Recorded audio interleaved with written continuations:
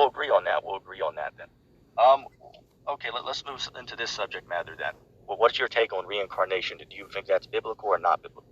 Unbiblical. There's a resurrection where all men that die, their soul is going to return to the flesh that it came from to get the price to get the reward of the things done in the body. And we understand that according to Scripture. Okay, cool.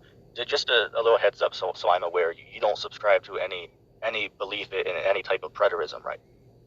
I don't even know what that is. Well, preterism, it's two examples. There's a partial preterist and a full preterist. The partial preterists, they believe that most of the prophecy events about the last days have already happened. Usually they'll say in the first century. But then a full preterist, they believe that all things have already taken place. And I know you wouldn't be that, of course. I would be neither because okay. let me just give my take on that since you gave me an explanation. Yep. I believe in neither because it's unbiblical. Okay. We know some things were fulfilled according to Christ, but according to the end times and all that stuff hasn't been fulfilled. Okay, so okay, cool. I agree with you on that. I definitely agree on that. But there's a reason why I asked that, because now that I know you're of the agreement with me that Christ has not already returned, which we both agree on that it's a future thing that's going to happen. I'd have to ask you, what do you think about Revelation chapter 1 and verse 7? It says that he comes with clouds, and every eye shall see him, even they who pierce him. Wait a minute. What did you say before this? Hold on. Did you say that I think Christ didn't come already? No. I meant, in case you didn't hear me, I was saying that he didn't come in his second coming. Oh, yeah, of course he didn't come in the second. He didn't do his second coming yet. Right. So, yeah, right. I wanted clarity on what you said about that. Okay, cool. But now we both agree on that. I'm asking you about Revelation chapter 1, verse 7. I'll quote it again. It says, he comes with clouds, and every eye shall see him. Here's the main point. It says, and even they who pierced him. So we'd agree that there's not men walking around on earth that were alive during, when Christ was crucified, right? What are you talking about? What does it mean when it says that even they who pierced him are going to see him? You know that there was they pierced the Lord's side when he was on the cross, right? Again, what's going to happen when he comes back? Isn't he going to raise the dead? Yeah, he's gonna raise the elect when he comes back. Yes. No, he's gonna raise the dead too. He's gonna. How do you think people are going to see him come back before? Wait, so when Christ comes back, he's going to raise up every human being who ever died. Put it this way, to better explain it, look, we're gonna go to the Scripture, just for the people in the audience, so there's no confusion going on here. This is why I say we gotta, consult the Scriptures. So when Christ comes back, right, he's not gonna immediately raise the dead, correct? Yeah, I guess we could say that. So when Christ comes back, what's gonna happen? What's gonna happen? Well, there's multiple things that's going to happen. Going by, Matthew 24, verse 29 on down, right immediately after the tribulation of those days, the Son of Man will be revealed, and then he'll send his angels together his elect from the four corners of the earth. Right, so Christ is going to return, and he's going to, take Babylon down, and he's going to redeem his elect, and then they'll go in and battle the armies, in Armageddon and whatnot. But here's what I had to clarify, though, is Revelation 1 and 7. I'm sure you're familiar with it. You would agree this is Christ's second coming, right? You would agree on that? Yeah, of course I would. Okay, good. So what I was asking you is, if you're going to take that stance that this is Christ's second coming, which I do agree, how are people who pierced him on the cross 2,000 years ago going to see him return in his second coming if they're not alive today? Let's go into it. This is the order of events according to, all right. This is the order of events, okay?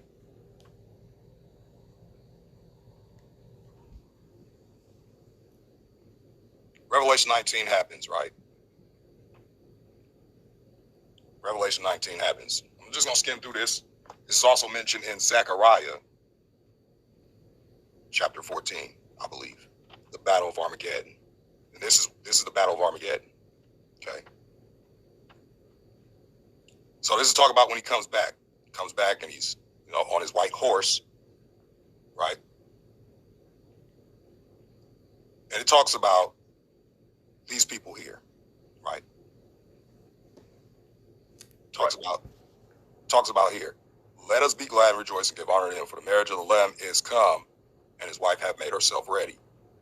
And to her was granted that she should be arrayed in fine linen, clean and white, for the fine linen is the righteousness of the saints, right? Right. So first, when he comes back, these people are already going to be raised up, okay? And it's also mentioned about those people standing around the temple in Revelation, I believe Revelation 6. I'm not too sure. I think it's 6. But I think it's 11 that you're quoting. No, it's 6. Okay. Okay, because this is during the trumpets or the seals. Actually, I think it's during the seals. But could you read Revelation 1 and 7 on the screen just so the audience knows what we're referring to? And the part that I'm really focusing on when I ask you this is we agree this is Christ's second coming. We both definitely agree on that. But the part about the verse I'm asking is it says that even they who pierced him, they're going to see him, right? So what I'm trying to understand is how are the people who pierced him when he was on the cross going to see him if it's 2,000 some years later now? That's the main point I brought this up to ask you about. Well, like I said before, there's nobody going to be reincarnated. Okay, if that's what you're alluding to. Oh, I didn't say nothing. I was just asking you for what do you think about Well, the reason why you're asking is because this topic is about reincarnation, correct? Yes, that's correct. Okay, so again, it's appointed for man once to die, but after that, the judgment. Okay. After the judgment, the body's resurrected, and the body has to pay for the things that was done in it. Okay. So it really doesn't allude to. But what does it mean though by how people who pierced him? Because I'm sure you've read the story about the crucifixion, right? You remember they pierced his side when he was on the cross, right?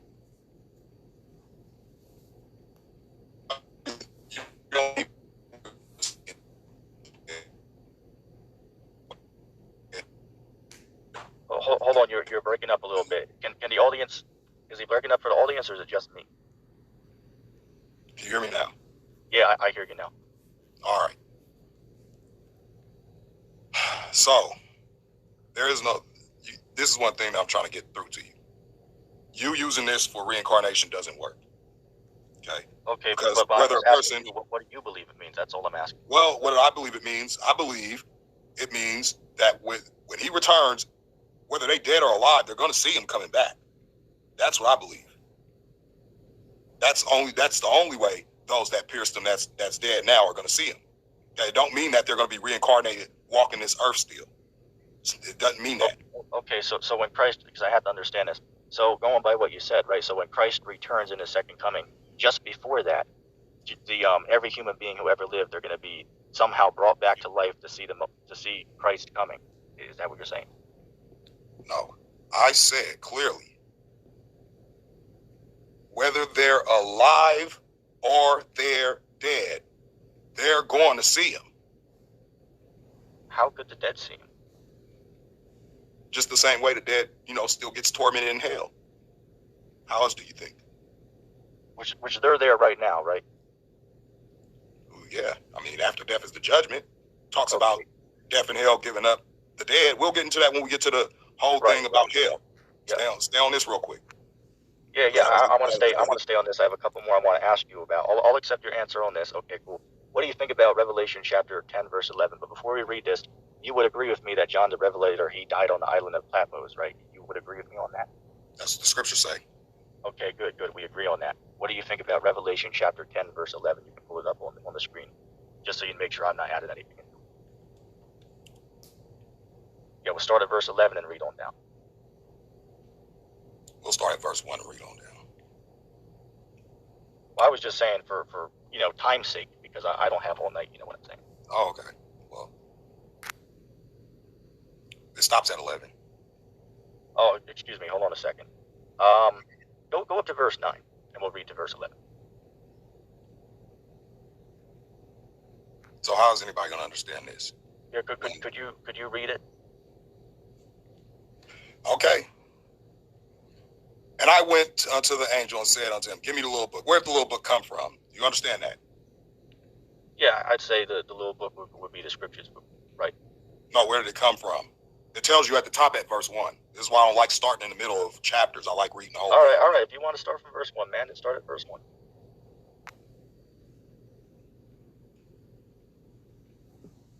I saw another mighty angel come down from heaven, clothed with a cloud, and a rainbow upon his head. And his face was as it were the sun, and his feet as pillars of fire. And in his right hand he had a little book open. See, this is why you got to read from the top so people can understand what they're reading. And he set his right foot upon the sea and his left foot upon the earth. He cried with a loud voice, as when a lion roareth.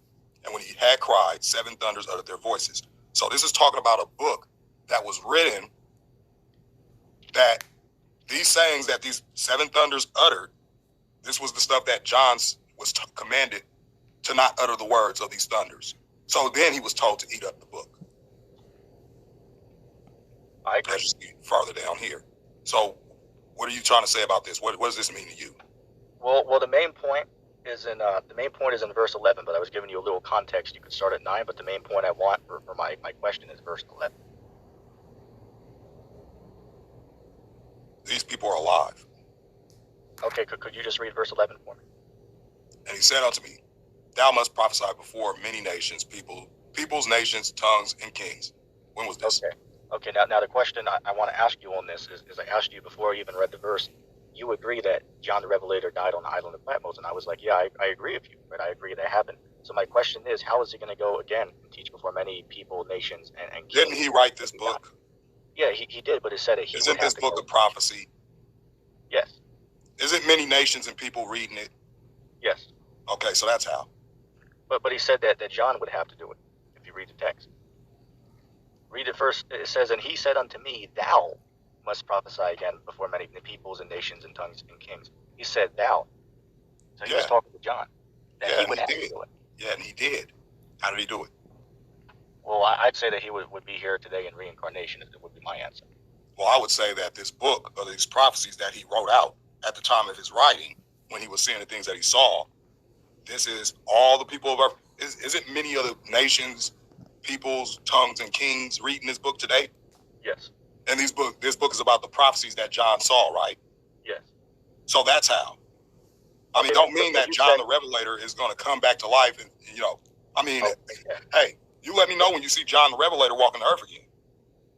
Okay, but when it says thou, right, the angel was talking to him. You say when it says thou that's not literal, right? Oh boy, you guys are so amazing. No, I was just asking you. I wasn't putting that on you. I was just asking me the same question after I gave you the answer. All right. I'll accept your answer. I'll accept your answer to that. What about Daniel chapter 12, verse 13? Oh, Daniel 12, my favorite, right? Yes. Know all about Daniel 12. This is a prophecy. Oops, I put Daniel 2. This is a prophecy about the last days. Of course, Daniel's not going to come back to life either.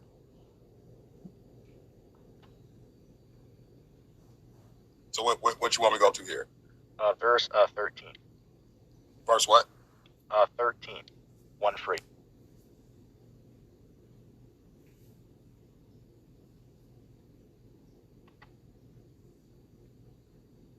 I'll read it. It says, but go thou thy way till the end be, for thou shalt rest and stand in thy lot at the end of days. Well, what's your understanding of that scripture? What does it mean when God told him he's going to rest? I'd say that was speaking of that he was going to sleep, like die, right, pass away. Okay, so he died, right? Yes. Then he's going to stand at his lot in the end of the day, and at the end of days, which is going to be in the judgment, right? I mean, that if that's the perspective you want to have, I suppose that's a fair answer. No, because this is what it's talking about, right? This is talking about, again, Daniel 12 alludes to Revelation chapter 12. You know that, right? Yeah, I'm aware of that. Okay, so if you're aware of that, you know that this war against Michael and his angels breaks out in Revelation 12. Would you consider Revelation 12 a prophecy for the last days? Yes. Okay, so that's what it's talking about right here. All right, I'll respect your viewpoint on that. What about, I'll give you one more. On it. What about Matthew 17, verse 10? Because you'd agree that John the Baptist, you'd say he wasn't Elijah, right? No, he was not. Okay, just like they thought Christ was Elijah. Okay, cool. I know where you're going with that. It says, what is it? Yeah, it's Matthew chapter 17, verse 10.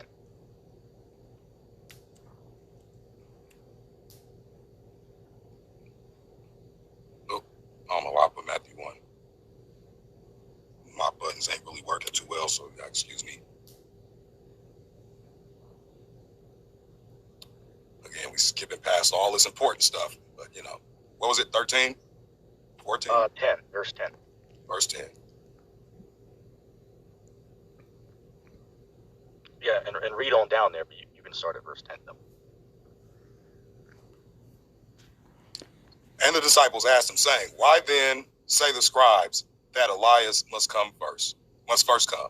Jesus answered and said unto them, Isaiah truly shall first come and restore all things.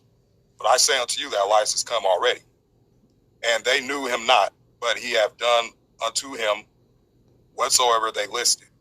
Likewise shall also the Son of Man suffer of them. You want me to keep reading? Just read the next verse, verse 13, and then okay. Then the disciples understood that he spake unto them of John the Baptist. So is this really? So is this talking about John the Baptist? Is Elijah, or you know, what is your take? I'd say it's saying that John the Baptist is Elijah himself. What would your understanding of it? Again, let me see. Let me see something. I gotta remember which book it's in. I don't know if it's Malachi or if it's Micah. Just give me a second.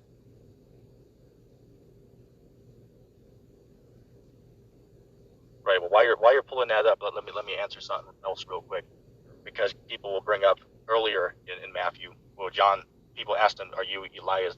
And he said, "I'm not." Now, someone will say, "Well, why did he say he wasn't?" I can answer that. If you go to Ecclesiastes chapter 1, verse 11, it says that the former things are not remembered, right? So he wouldn't remember who he was. But I'm going to take what Christ said, right? Christ said that this was Elias, right? This was Elijah. This wasn't someone in the spirit or the likeness of him. He said, no, this is him, right? So I'd say this is a clear example of reincarnation in the Bible, but I'm interested in see Melvin's perspective on it. Okay, I was.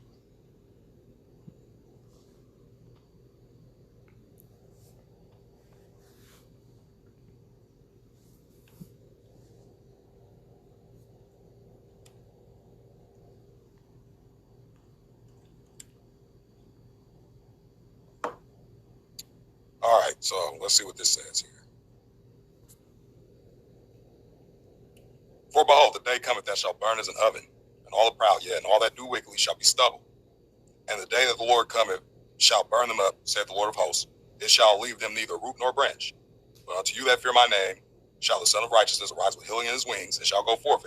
Ye shall go forth and grow up as calves of the stall. Ye shall tread down the wicked, for they shall be ashes under the sole of your feet, in the day that I shall do this, saith the Lord. Remember the law of Moses my servant, which I command unto him in Horeb for all Israel, with the statutes and judgments. Behold, I will send you Elijah the prophet before the coming of the great and dreadful day of the Lord. So if this is what you're alluding to, that, you know, Elijah is now John the Baptist, then hey, I don't know. I don't know what to tell you. Well, I mean, I'm just asking you, what is your perspective on that? That's all I'm asking. My perspective on it is that he's comparing John the Baptist to Elijah. That's my perspective. But what do you think about it? Okay. Because I don't see where he's saying that, you know, he brought Elijah back to life. Anywhere. All right, but you would say when it says that this is Elias, you'd say that's not literal, right? Yeah. Like I said, I would say he was comparing him to Elijah, but I'm not 100% sure on that. So I just know that ain't nobody being reincarnated. Okay. One more on reincarnation I got for you. What about Job chapter 19, verse 25? Job 19:25? Yes.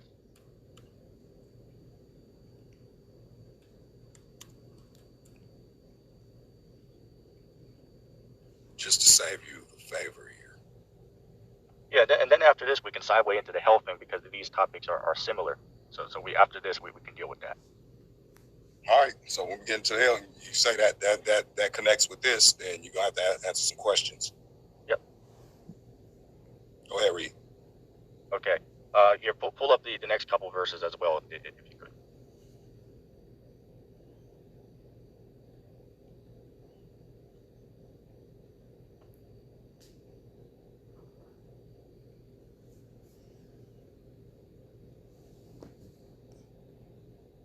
All right. It says, "For I know my Redeemer lives, and that he shall stand at the latter day upon the earth. And though after my skin worms destroy this body, yet in my flesh shall I see God, whom I shall see for myself, and mine eyes shall behold, and not another, though my reins be consumed within me." What's your understanding of that scripture? Again, the resurrection. Keep telling you. He's going to go back to his same body. He's not going to go into somebody else's body. Okay. Right, he's alluding to his flesh, not another person's flesh.